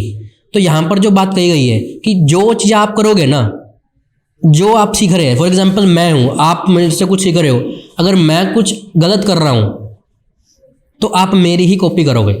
फॉलोवर का काम यही है, फॉलोवर का काम क्या है, फॉलो करना। अब फॉलो जिसे कर रहा है, क्या वो बंदा सही है क्या नहीं है। एग्जाम्पल लेते हैं, एक बंदा कह रहा है शराब पीना गलत है, वो खुद शराब पी रहा है, दूसरों को ज्ञान दे रहा है कि शराब पीना गलत है, क्या उसकी कोई बात मानेगा? वो कहेगा खुद शराब पी रहा है, हमें ज्ञान दे रहा है। तो मतलब क्या है कि अगर आप उस चीज़ को कर रहे हो, मतलब कह रहे हो कि यहाँ पर क्या, अगर कोई शराब के लिए कह रहा है कि ना शराब ना पियो, तो मतलब आपको खुद को भी शराब नहीं पीनी चाहिए। ऐसा नहीं कि आप शराब पी रहे हो दूसरों को करो ना शराब नहीं पीनी। अब मैं कह रहा हूँ कि भगवत गीता पढ़ो, मैं पढ़ ही नहीं रहा, आपको मैं ज्ञान दे जा रहा हूँ, वो मतलब नहीं है। तो यहाँ पर वही है कि जो महापुरुष, जो कि लीडर जो चीज़ें करता है उसके फॉलोवर उसे को ही फॉलो करते हैं। अगर एक अच्छा लीडर गलत चीज़ों को फॉलो करेगा तो उसके फॉलोवर गलत चीज़ों की राह पर ही चलेंगे। आया समझ? ठीक है। तो अगर आप एक लीडर हो तो आपको अच्छे तरीके से ही लीड करना है, मतलब एक अच्छे तरीके से लीड करना है, मतलब कि उसका कि आपको ऐसी चीज़ें करनी है, अपने जीवन के अंदर ऐसा बदलाव लेके आना है जिससे कि आपको देख के लोग वैसा ही करें।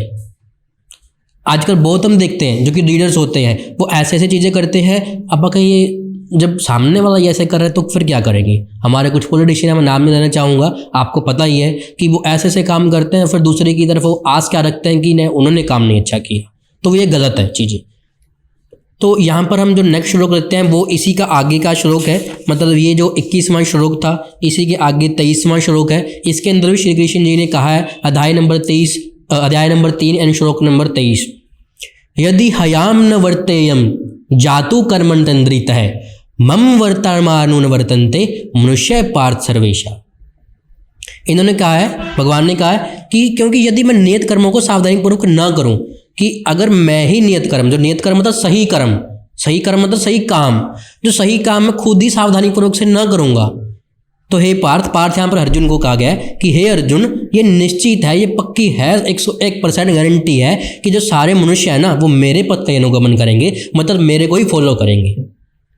वैसे इस श्लोक के अंदर भी बताया गया है कि जो ये मतलब इसकी एक्सप्लेनेशन जब पढ़ोगे आप कि जो भी एक नियम होते हैं, ये नियम भगवान के लिए नहीं बने हैं। आपको ही पता है नियम किसके लिए बनाए गए। अब भगवत गीता है, भगवत गीता किसके लिए बनाई गई है? अपने लिए बताई गई है।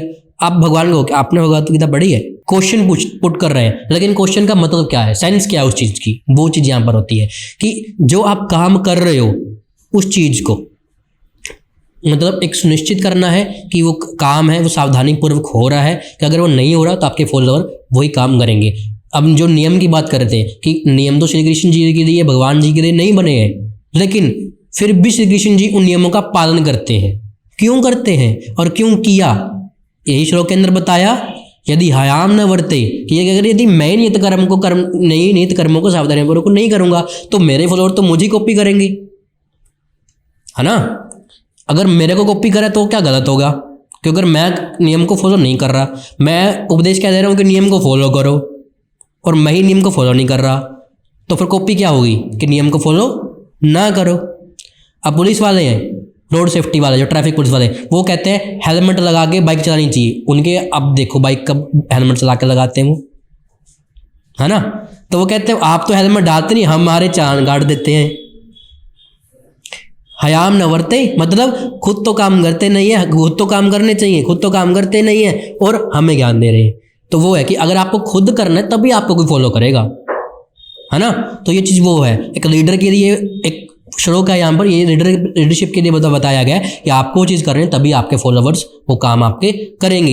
एक भगवत गीता का बहुत बहुत मेरा पर्सनली फेवरेट श्लोक है, आपने जरूर सुना होगा अगर आपने थोड़ा सा इसके बारे में जाना है, पहचाना है। ये श्लोक है आपका भगवत गीता का अध्याय नंबर 4 श्लोक नंबर 7वां। ये श्लोक है आपका जी, बहुत ज़्यादा फेमस श्लोक है भगवत गीता का। यदा यदा ही धर्मस्य ग्लानिर्भवति भारत अभ्युत्थान धर्मस्य तदा मानव सृजाम्यहम्। सुना होगा श्लोक, ये सुना है आपने? सुना है तो है, अभी कुछ तो मेजोरिटी है भी सुना है। तो ये श्लोक क्या है, अब सुना बहुत कुछ होता, जाना नहीं होता, है ना। तो इसका मतलब क्या, यदा यदा ही धर्मस्य, क्या हे भरतवंशी। भरतवंशी यहाँ पर किसे कहा गया है? भरत यहाँ पर राजा होते थे, ठीक है, प्राचीन काल में राजा का नाम था। तो वहाँ पर भरतवंशी जो अर्जुन थे वो उनका जो कुल था वो भरतवंशी कुल था, तो इसलिए उन्हें भरतवंशी कहकर यहाँ पर भगवान संबोधित कर रहे हैं। भगवान कह रहे हैं यहाँ पर अर्जुन भी कह सकते हैं, यहाँ पर भरतवंशी कहा गया है। मतलब भरतवंशी से आप ये समझो कि हम भी सारे भरतवंशी, हम भारत के ही रहने वाले हैं, कि आप सभी इस चीज़ को अपने ऊपर लगा के अपनाओ कि हे विशाल, हे वो सब कि क्या, जब भी और जहां भी धर्म का पतन होता है मतलब धर्म जब खतरे में आता है, धर्म जब खत्म होने लगता है क्या, और अधर्म की प्रधानता होने लगती है, और धर्म जब बढ़ रहा है, धर्म जब कम हो रहा है, क्या तब मैं अवतार रहता हूं। यहां पर इस श्लोक का यह मतलब है कि जब जब बुराई बढ़ेगी, अच्छाई कम होगी, तब तब भगवान अवतार लेंगे एंड उसका वो करेंगे। इसका एग्जाम्पल हम पास्ट में भी देख चुके हैं एंड फ्यूचर में भी देखेंगे। हमारा त्रेता युग के अंदर रावण की जो बुराई थी वो क्या, जो अधर्मी था वो क्या बहुत ज़्यादा बढ़ चुका था। सच्चाई वहाँ पर क्या थी, थोड़ी सी कम हो रही थी, अधर्म की क्या थी, प्रधानता थी। तो फिर क्या किया, अवतार दिया और धर्म को स्थापित किया और वो किया, ठीक है ना। धर्म को स्थापित करने का ये नहीं मतलब कि श्री राम ने सनातन धर्म अपना दिया, सनातन धर्म हिंदू धर्म बना दिया। उन्होंने कोई भी धर्म नहीं कहा, ना श्री राम, ना श्री कृष्ण, ना महादेव, किसी ने ये चीज़ बात नहीं कही कि ये हिंदू धर्म है, ये मुस्लिम धर्म है, ये सारे अपने ही हैं जी जो है वो। तो हमने पास्ट के अंदर त्रेता युग के अंदर एग्जाम्पल देखा श्री राम और रावण जी का, और हमने द्वापर युग के अंदर जो एग्जाम्पल देखा वो देखा श्री कृष्ण और कंस का। देखा ना, कंस का क्या था, बुराई, जो अधर्म था वो प्रधानता हो चुकी थी, तो श्री कृष्ण जी आए और अधर्म को खत्म किया और धर्म की स्थापना करी। अब कलयुग के अंदर भी क्या हो रहा है, कलयुग के अंदर हम देखते हैं हर दिन कोई ना कोई नया एजेंडा उठा देते हैं लोग।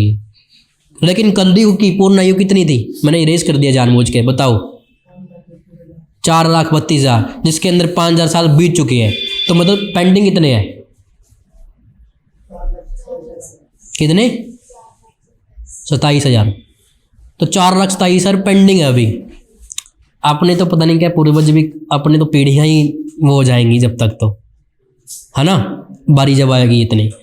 तो क्या जब कलयुग की एंडिंग होगी, यहाँ पे बताया गया, हमारे यहाँ एक भविष्य पुराण होता है जो भविष्य को बताता है।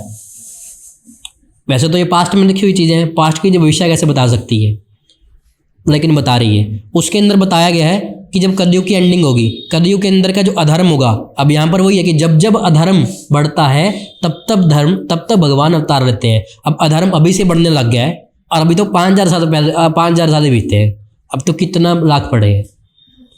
तो तब क्या होगा, तब बिल्कुल ख़त्म हो जाएगा। क्या तब भगवान अवतार लेंगे। वो अवतार के बारे में पूरा पुराण है और भविष्य ग्रहण पुराण के अंदर बता भी रखा है। कलयुग के अंदर भगवान विष्णु के 10वें अवतार जो कि है कल्कि अवतार को जन्म लेंगे। माता सुमति के घर में कल्कि अवतार जन्म लेंगी।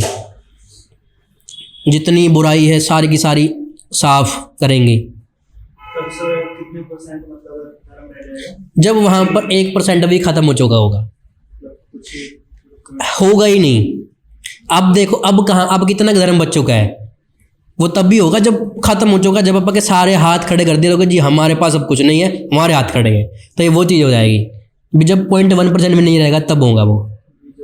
अब यहाँ पर क्या आपको मौका दिया जा रहा है। मौका देखो कितना बड़ा दे रखा है। 4,32,000 थोड़ा नंबर होता है, 27,000 रखे थे, कितना बड़ा नंबर है कि इतना मौका सुधर जाओ। फ्यूचर तो पता ही है हमें, लेकिन अगर कोई इस टाइम पर सुधर गया तो उसका फल मिल जाएगा, उसको बढ़िया बंदा वापा गए, अच्छा भगवत धाम प्राप्त कर लेगा। आगे एक श्लोक है जो कि पूरा हमारे जो लाइफ चेंजिंग श्लोक के अंदर लास्ट श्लोक है। ये श्लोक कुछ ऐसा है, आप ये लगा लो कि इसके अंदर पूरी ज्ञान से बातें हैं। इसके अंदर अगर हम ना पूरा इस श्लोक के ऊपर भी पूरा सेशन लगा देते तो भी कोई वो नहीं होता हमें रिग्रेट। ये ऐसी चीज़ है। ये क्या चीज़ है, उस चीज़ को समझते हैं। यहाँ पर ना भगवान ये बता रहे हैं कि ज्ञान क्या है और ज्ञान क्या है। पूरी भगवत गीता के अंदर सारे सारे श्लोक की लाइफ चेंजिंग है, लेकिन जो आज के हमारे सेशन का है ये वो लास्ट श्लोक है। तो यहाँ पर श्लोक को पढ़ते हैं। इसके अंदर 8 से लेकर 12 तक 4 श्लोक यहाँ पर कवर किए गए हैं। मैं पहले ही बता देता हूँ। श्लोक को पढ़ते हैं। अमानितम अधम्मवंतिम अहिंसा क्रांतिम असिन अमिषम शांति राजरम आचार्यम पसाम शोचम स्त्रयमातम विनिग्रह इंद्रियाथार्षु वैराग्य मन अहंकार अवच जन्म मृत्यु जरा व्याधिधु खदोषनु दर्शनम असक्तिरम भीषव है पुत्रदार घरिदेशु नित्यम चम समिचितवमिष्टा निष्ठाम पतिपतिषु माई चान योगेन भक्तिरव्याभ्याचारिणी विविध सदेश से वितमर्ति जनरन संसादी अध्यात्म ज्ञान नियंतम में तत्व ज्ञानार्थ दर्शनम एताव ज्ञानमिति प्रोक्ता ज्ञानमयदो तेना था। 4 श्लोक है। अध्याय नंबर 13 श्लोक नंबर 8 से लेके 12 तक के श्लोक हैं, जिसके अंदर आपको चीज़ मिलेगी। ये ऐसी नॉलेज यहाँ पर अभी आपको देने वाले हैं जिसके अंदर भगवान अपा कहते हैं उनका आपको सबसे ज़्यादा शुक्रगुजार होना चाहिए इस चीज़ के अंदर। इसकी एक्सप्लेनेशन पढ़ने की हमें जरूरत नहीं है। वैसे इसकी एक्सप्लेनेशन बहुत बड़ी है, लेकिन क्योंकि 4 श्लोक है तो ऑब्वियसली बड़ी होगी, लेकिन आपको यहीं से कंप्लीट पता लग जाएगा वे क्या चीज़ है। अकेले अकेले वर्ड को समझ आना, ठीक है। विनम्रता, पता ये सबको क्या होता है? विनम्रता, विनम्र होना। विनम्रता, दम्भहीनता, अहिंसा, सहिष्णुता, सरलता, प्रमाणिक गुरु के पास जाना, पवित्रता, स्थिरता, आत्म संयम, इंद्र तृप्ति के विषयों का परित्याग, अहंकार का अभाव, जन्म मृत्यु, वृद्धावस्था तथा रोग के दोषों की अनुभूति, वैराग्य, संतान, स्त्री, घर तथा अन्य वस्तुओं की ममता से मुक्ति, अच्छी तथा बुरी घटनाओं के प्रति संभाव, मेरे प्रति निरंतर अनन्य भक्ति यानी कि भगवान के प्रति अनन्य भक्ति, एकांत स्थान में रहने की इच्छा, जन समूह से विलगाव, आत्म साक्षात्कार की महत्ता को स्वीकारना तथा परम सत्य की दार्शनिक खोज, ये क्या पॉइंट्स है सारे, है ना, ये इतने हैं जो कि इसके अंदर नॉलेज इस एक एक वर्ड के अंदर बहुत बहुत ज़्यादा है। इस मैं आपको पहले ही बता दूं, एक एक वर्ड को एक्सप्लेन करना आज इस टाइम को देखकर पॉसिबल नहीं है, क्योंकि टाइम हमारे पास कम ही है। हम ऐसा नहीं कि एक एक वर्ड के अंदर जाएंगे, इनको पूरा डेप्थ जानना है, आपको भगवत गीता पढ़नी पड़ेगी, ठीक है, लेकिन कुछ कुछ आपको पता लग गया होगा कि किसका क्या क्या मतलब है। तो यहाँ पर आगे भगवान ने क्या किया कि इन सबको मैं ज्ञान घोषित करता हूँ। अगर इनके बारे में आप जान रहे हो तो ये ज्ञान है कि मैं इनको ज्ञान घोषित करता हूँ। इनके अतिरिक्त जो भी है वो सब अज्ञान है। ज्ञान और ज्ञान में डिफरेंस बता दिया, और ये भी बता दिया कि ज्ञान क्या है और अज्ञान क्या है। जो पॉइंट बताए कि ये ज्ञान की कैटेगरी के अंदर आते हैं, इनसे अलावा अगर कोई चीज़ एग्जिस्ट करती है तो मैं उस ज्ञान को नहीं मानता। उसके अंदर आप चाहे पूरी दुनिया लगा दो, पूरी अपनी ज़िंदगी लगा दो, उसका 1% मतलब नहीं है, ठीक है। तो यहाँ पर ये पॉइंट्स बताए भगवान जी ने कि ये पॉइंट्स के ऊपर आप फोकस करो ज़िंदगी के अंदर, यही आपका मेन मोटिव है, यही आपका हमारा। अगर मैं आपको बताऊँ कि हमारा धरती के अंदर जो उद्देश्य होता है, उद्देश्य बताया गया है हमारे प्राणों के अंदर कि आपका उद्देश्य क्या है। उद्देश्य होता है हमारा भगवान को प्राप्त करना। हम यहाँ पर आए हैं, हम तो यहाँ पर बिजनेस कर रहे हैं, कुछ कर रहे हैं, वो तो भौतिक जीवन है। मेन मोटिव है हमारा भगवान को प्राप्त करना। ये पॉइंट्स थे जो कि मैंने आपको बताए इसके अंदर, जो कि भगवान ने हमें बताया है कि ये सब ज्ञान है, अदरवाइज ज्ञान से इनसे अलावा और कुछ नहीं है। इनके अलावा भगवान कहते हैं जी मैं और चीज़ को नहीं मानता, यही सब कुछ है, इनके अलावा और कुछ नहीं है, ठीक है। अब ये भगवान जो भगवत गीता के जो लाइफ चेंजिंग श्लोक थे वो हो चुके हैं। अब मैं बात करने वाला हूँ जो हमारा लास्ट टॉपिक है, क्या मांस खाना चाहिए। आप बताइए, खाना चाहिए? टू बी ऑनेस्ट, अब ये बताओ आपके फैमिली में या आप कौन कौन नॉन वेजिटेरियन है? टू बी ऑनेस्ट, कोई ऐसा तो है नहीं आपको जज किया जा रहा है। आपको देखो भगवान ने बताया है यहाँ पर कि अगर आपको पहले ज्ञान नहीं था और अब ज्ञान आ चुका है तो मैं आपको माफ़ कर दूंगा, कोई दिक्कत नहीं है। भगवान क्या है, क्षमा प्रार्थी को शरण देते हैं कि आप क्षमा कर रहे हो, आप अपनी गलती मान रहे हो तो कोई दिक्कत नहीं है। आपको नहीं पता था तब आपने वो गलती करी है, अब तो पता लग गया ना। अगर अब भी गलती करो तो नहीं बख्शा जाएगा। तो अभी आप मान रहे हो तो आपकी वहाँ पर अच्छाई मानी जाएगी।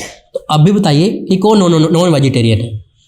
कौन मांस खाता है या खाता है, खाती है, खाया है या खाओगे? वो 4-5 साल पहले खाया था, खाते थे, खाया खाया था। अब करंट के अंदर क्यों खाता है? मेरे पापा खाते अच्छा है, ठीक है, हाँ कोई नहीं, हाँ पूछते हैं और किसी ने खाया है? अब भी कोई करंट के अंदर तो पता लगा 2-3। और अब भी पहले कौन कौन खाता था? आप? हाँ जी, ठीक है, पहले खाते थे। आगे खाने का कोई विचार है? हाँ, विचार क्यों छोड़ा आपने? मैंने सर हाँ मतलब ये मतलब गीता में मतलब वीडियो देख रहा था तो उसमें बताया गया था कि जानवरों में उनको मतलब नहीं मारना चाहिए, आपने तब छोड़ दिया। अब नौकरी जागी कि क्यों दिखाना मांस का चलो ठीक है, कैटेगरी को थोड़ा सा साइड में करते हैं। अंडे कौन खाता है? अंडे को लोग मानते हैं कि अंडे ने नॉन वेजिटेरियन नहीं है। अंडे कौन सा? अच्छा हाँ अंडे बताइए, अंडे कौन कौन, अंडे किस किसी ने खाए हैं? अरे कौन, ठंड में तो बहुत चलते हैं अपने यहाँ, बाहर कितनी कितनी झड़ी लगी होती है शाम को। कौन कौन खाते हैं? टू बी ऑनेस्ट, खाते हो? खाया होगा कभी ना कभी, हाँ सर, देखे तो हर किसी ने होंगे। आप खाते हो? देखो एक अंडे वो होते हैं, एक तो ग्रे से है ना, एक वाइट होते हैं, एक वो हल्के ग्रे वाइट से होते हैं, हम मिट्टी से रंग के, है ना, वो होते हैं। उन दोनों के अंदर कोई फ़र्क होता है कि बता सकता है मुझे? मेरे पापा कहते हैं देसी अंडे। क्या हुआ? हाँ ठीक है, देखो यहाँ पर ना बहुत एक्स्ट्राऑर्डिनरी नॉलेज मिलने वाली है इस चीज़ के अंदर। दोनों मांसाहारी हैं, दोनों से कोई आपको पता लग जाएगा कि कितना का सही है कितना गलत है, क्योंकि वो नहीं करना चाहिए, नफरत नहीं करनी चाहिए इसी चीज़ से भी। तो जो वो दूसरे से ना हल्के मिट्टी रंगे से ग्रे से वाले, तो वो जो होते हैं उनके अंदर जो जीव होता है वो होता है, कह सकते हो कि जब उनको वो छोड़ोगे तो निकलेगा वो पशु, जो भी उनका पक्षी है, जो क्या कहते हैं बच्चा उसका मुर्गी का, वो निकलेगा, है ना।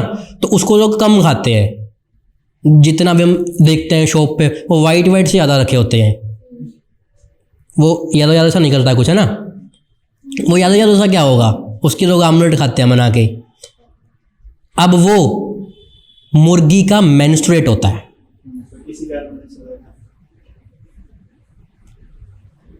गर्ल्स के साथ प्रॉब्लम होती हैं, हर किसी के साथ।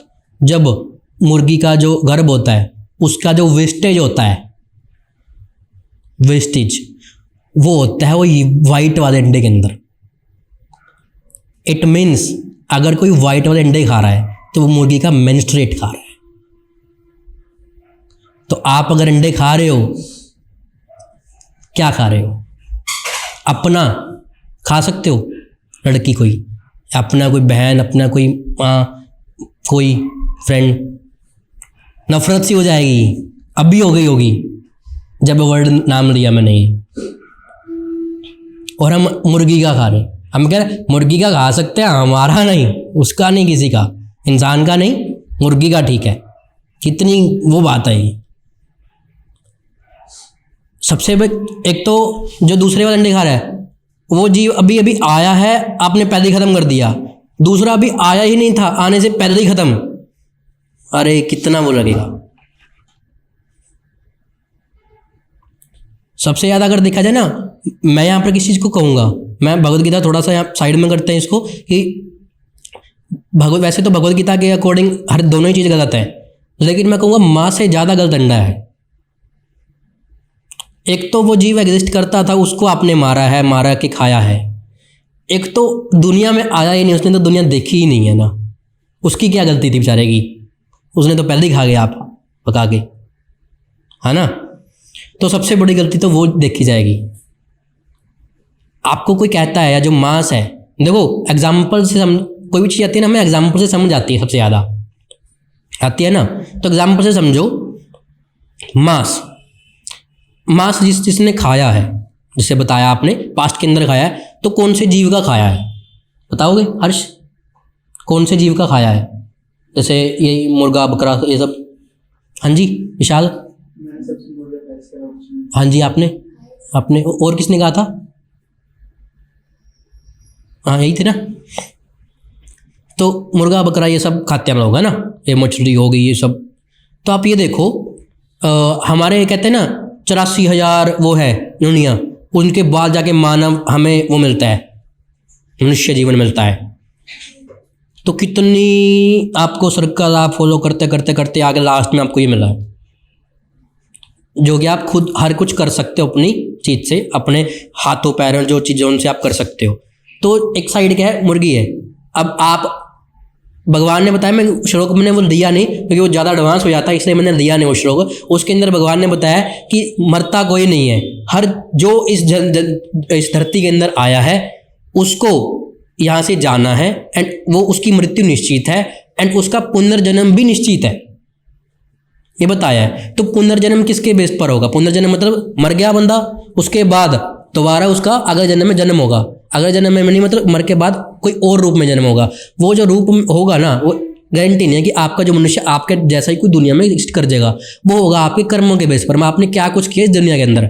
अब एक बंदा जिसने सारी उम्र इन जो पशु पक्षियों को काटा ही है, वो एक्सपेक्ट नहीं करेगा भगवान की उनको वही जीव दोबारा से दे दे।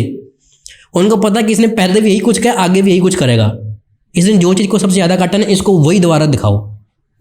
आज तूने किसी की गर्दन काटी है ना, तुझे दिखाते हैं कि गर्दन कैसे काटती है और कैसे फील होती है, तो फिर भगवान उसको वही देंगे कर्मों के अकॉर्डिंग, है ना। तो कर्मों के अकॉर्डिंग है। तो आज अगर आप मुर्गा, मछली, बकरा खा रहे हो, तो आगे ये नहीं पता आप भी वही बनकर आपको ही कोई खाए। इस चीज़ के अंदर थोड़ा सा बिलीव कम होता है, पर ये थोड़ा समझना, हम साइंस के अकॉर्डिंग भी और आज के अकॉर्डिंग भी पता है कि वो भी हमारे जैसे जीव है, उनके अंदर भी सांस है, उनके अंदर भी दिल, सब कुछ है। जैसे बात करी थी कि जब कोई चोट लग जाती है, हड्डी टूट जाती है, डॉक्टर कहता है मांस खाओ, अंडे खाओ, ताकत आएगी, है ना। कहते हैं मांस के अंदर ताकत होती है। आप मान लो कोई मुर्गे का, कोई बकरे का मांस खा रहे हो, वो कह रहे उस मांस के अंदर ताकत है, यही है ना। वो जो बकरा है, वो जो मुर्गा है, वो क्या खा रहा है बताओ? हरी घास फूस, हरी घास फूस खा रहा है, उससे वो ताकत लेके आ रहा है। फिर जिसने ताकत दी आप उसको खा रहे हो। अगर आप जो चीज़ से वो ताकत ले रहा है, मेन सोर्स है, आप उसी से ताकत ले आओ, आपका नुकसान होगा कोई? फायदा मेरे अकॉर्डिंग ज़्यादा होगा। जान बची एंड फायदा उससे ज़्यादा, क्योंकि उसने उससे अपनी ताकत बढ़ाई है, आप उसी चीज़ से और ताकत बढ़ाओ, है ना। तो इसके अकॉर्डिंग तो वो है। दूसरा आपका जैसे कोई मुर्गा है, वो है, आप कोई चीज़ आपको कहते हैं ना, कोई बहुत सारे होंगे, वो कहते मैं नहीं छोड़ सकता, कुछ मर्जी हो जाए, तो उनको कहना कि देखो आप मुर्गा खाते हो, आप बकरा है, बकरी है, ये सब जो चीज़ें आप खाते हो, तो उसके बच्चे भी होंगे, है ना।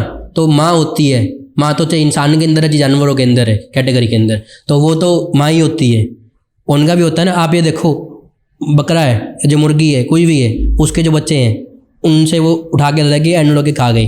वो मुर्गी क्या कहती होगी? बहुत अच्छा जी, बहुत अच्छा, बहुत शुक्रिया आपका। ये कहती होगी कि आज तू मेरे बच्चे लगे गया, मुझे तेरे बच्चे ने मुझे खाया है, मेरे बच्चों ने तुझे खाया है, मतलब तू मुझे बच्चा को खा रहा है। किसी टाइम में ये भी आएगा कि तुझे भी खाया जाएगा ऐसे ही। तू ऐसे ही पापा कहते हैं तू कुत्ते की मौत मरेगा। वो इतनी बेकार बद्दुआ देगी। वो कहते हैं ना कि दुआ तो लो ना लो, बद्दुआ ना लो किसी से। तो बद्दुआ तो रोज देते हो जो मांसाहारी खा रहे, मांसाहार। तो उसने क्या बद्दुआ दी? ये दी। अब बद्दुआ तो आपका असर बड़ी करती है, एक ये point। दूसरा पॉइंट मांसाहारी न खाने का एग्जाम्पल जब लो, आप कहते एक जो कह रहा है कि आप क्या खाते हो, वो कह मैं अंडे खाता हूँ। अंडे किसके बच्चे हैं? मुर्गी के बच्चे हैं। तो आप कहो कि मैं अंडे खाता हूँ, ठीक है, लेकिन मुझे ना एडवांस वाला मांस चाहिए। आपका बच्चा है कोई, जैसे कोई बड़ा होगा ना, बड़े से बात कर रहे हो आप, तो उनके कह रहे हैं जी आपका बच्चा है कोई, मैं आपके बच्चे को खाना चाहता हूँ, मांस चाहिए मुझे, तो बस मुझे बच्चा चाहिए आपका। वो देगा? कोई अपने बच्चे को काट कर खवा सकता है या खा सकता है? इसका आपको एग्जाम्पल अगर देखना है पास्ट के अंदर, रियल महाभारत के अंदर धृतराष्ट्र का नाम सुना होगा आपने। कौरव थे, पांडु पुत्र थे, ये सब थे, तो 100 थे वो बेटे, है ना।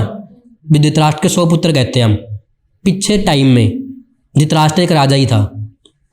कुछ परिवार था एक, जो छोटे छोटे, वो नहीं चूचे से होते हैं, मुर्गी के बच्चे हल्के हल्के छोटे छोटे चिड़िया के या मुर्गी के ऐसे बच्चे होते हैं, उनके पास ना 100 थे, लेकिन उनके पास अपने कोई बेटा बेटी ऐसे नहीं थे, वो उन्हीं को अपने बच्चे मानते थे।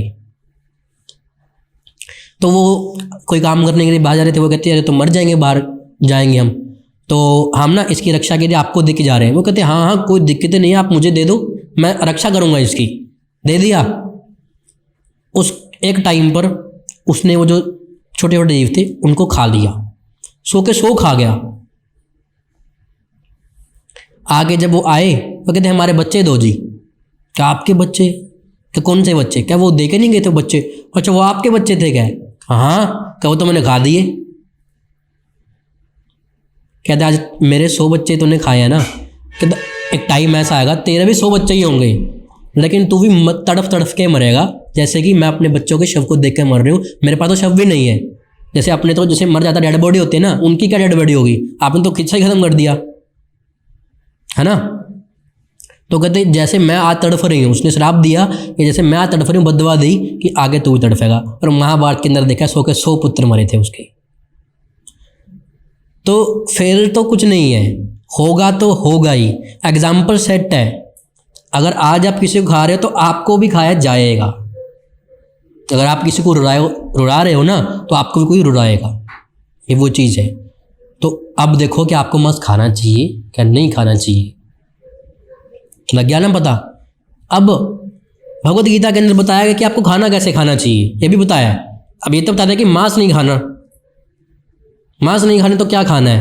प्रकृति ने बहुत सारी चीज़ें दी हैं, बहुत सारी चीज़ें दी हैं। हमारे फल हैं, फल फ्रूट सब्जियां बहुत सारी तो हैं, कितना कुछ है। एक टाइम पर भगवत गीता के अंदर भी, भागवत जी के अंदर, पद्म पुराण के अंदर, मनुस्मृति के अंदर, इवन ऋग्वेद के अंदर भी इस चीज़ का जिक्र मिलता है हमें कि आपको पशु पक्षी खा लेने चाहिए। अब देखा जाए ये कैसे बात है, लेकिन अगली बात नहीं को समझता। यही बात होती है ना कि पूरी बात सुनता नहीं कोई, एक बात को उठाया उसी को आगे ले गई। उन्होंने कहा कि आप खा सकते हो, लेकिन जब पूरे संसार में से खाने लायक कोई पदार्थ हो ही ना, मतलब फल फ्रूट जो आपको खाने के लिए दिया, प्रकृति आपको खाने के लिए जो चीज़ दे रही है वो दुनिया में खत्म हो जाए, पूरा कुछ है ही नहीं, 1% भी, अब तब खा सकते हो, तब आपको छूट दे दी। देखो, और ये क्या टाइम आएगा किसी दिन? मेरे अकॉर्डिंग तो टाइम नहीं आएगा। ये आपके पास कोई मजबूरी है, मैंने देखा कई बार वो कहता है मजबूरी में खाना पड़ता है जी, मैंने बड़ा सुना है ये, क्या मजबूरी में कौन खाता है? मजबूरी में किसी को काटना पड़ रहा है। और जब अगली बार कोई आएगा ना, अगर जैसे आपके यहाँ हो गए, आप मुर्गा वगैरह कुछ ऐसा बन रहे हो, आपको काटने आ रहा है, पकड़ बक्सते मन में मन बोल रहे, पकड़ा तो मैं करेगा, बोलेगा थोड़ी मुझे बख्श दे, लेकिन वो दूसरा को क्या कहेगा, कोई बात नहीं मजबूरी है जी मेरी, तो है ना।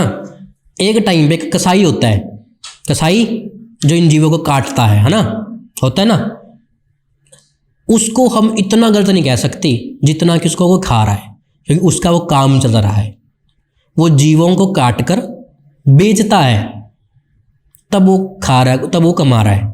अगर कोई उससे वो चीज़ ले ही ना, अगर वो मांस खाना बंद ही कर दे तो काटेगा क्यों वो, है ना। तो एक टाइम पे कसाई तो है, उसका भी नंबर में, यहाँ तुझे भी दंड मिलेगा ही मिलेगा, लेकिन खाने वाले को उससे भी कहीं ज़्यादा गुना मिलेगा। हमारे भागवत जी के अंदर जिक्र मिलता है कि जो मनुष्य किसी भी पशु या पक्षी को रांध रांध कर खाता है, रांध रांध कर ही खाते होगे कोई ना कोई, मैंने तो भी देखा नहीं ऐसा कुछ, रांध रांध कर मतलब ऐसे ऐसे बर्तन में का, ऐसा है कि काटे के खा दिया सीधा ही, ऐसा नहीं होता ना, देखा ही होगा। जैसे अपना कुछ खाना पकाते हो वैसा ही होगा वो भी। तो भागवत जी के अंदर कहा गया कि जो मनुष्य ना किसी पशु या पक्षी को रांध रांध कर खाता है, उसे सिंधु पाक नरक में यमदूत तेल के कड़ाहे में रांधते हैं।